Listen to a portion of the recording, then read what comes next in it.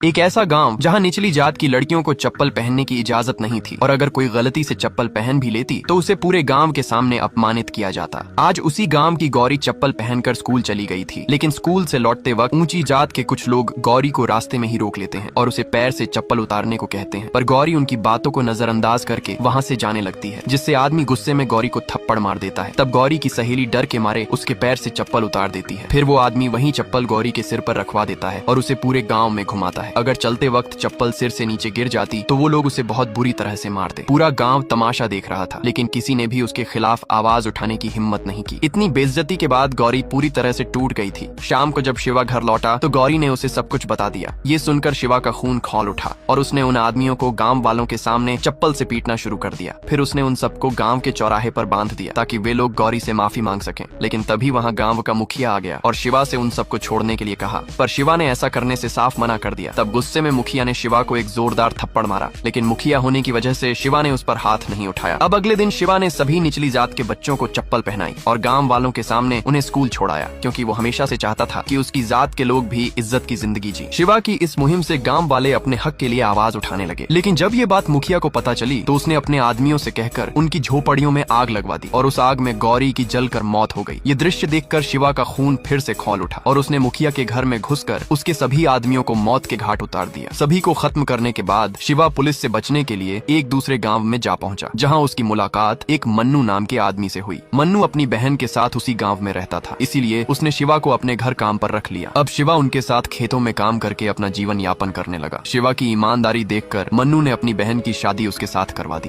अब राघव उन सबको भूत दिखाने के लिए उसी कमरे में ले जाता है जहां शिवा की मौत हुई थी, लेकिन कमरे के अंदर उन्हें कोई भूत नहीं दिखता, जिससे वे लोग राघव को झूठा समझने लगते हैं। तब मिथिल कहती है, कोई भी भूत ऐसे बाहर नहीं आता, क्या पता वो इस पुरानी रेडियो के अंदर कैद हो। ये सुनकर वे लोग राघव को रेडियो ऑन करने के लिए कहते हैं। अब राघव ना चाहते हुए भी उस रेडियो को ऑन करने जाता है। तभी रेडियो ऑन होते ही शिवा की आत्मा आजाद हो जाती है और रेडियो के जरिए वो उन्हें बताता है, इस आवाज को सुनने वाला कोई भी जिंदा नहीं बच पाएगा। ये सुनकर वे लोग बहुत घबरा जाते हैं। तब राघव मिथिल से उन सबको कमरे से बाहर ले जाने को कहता है। जब मिथिल उन सबको बाहर लाती है तो देखती है कि शिवा की आत्मा ने उनकी वैन को आग लगा दी है। यह देखकर राघव गुस्से में शिवा की आत्मा से सामना करने के लिए स्टेशन के अंदर जाने की कोशिश करता है, पर मिथिल उसे रोक लेती है। फिर अगली सुबह जब वे लोग उस वैन को ले जाने की तैयारी कर रहे थे, तभी अचानक वह वैन नीचे गिर जाती है, जिसे देखकर वे लोग बुरी तरह से घबरा जाते हैं। लेकिन राघव इस घटना को आम बताकर बात को टाल देता है। फिर कुछ दिनों बाद उन्हीं में से 2 लोगों की लाश उसी स्टेशन के बाहर पड़ी मिलती है, जहाँ लाश वाले जगह पर एक अजीब सा चिन्ह बनाया गया था, जिसे देखकर पुलिस वाले भी हैरान थे। जब राघव को इसका पता चला तो वो तुरंत उस जगह पहुंचा जहां उसे वो अजीब चिन्ह दिखाई दिए। उसके बारे में और जानने के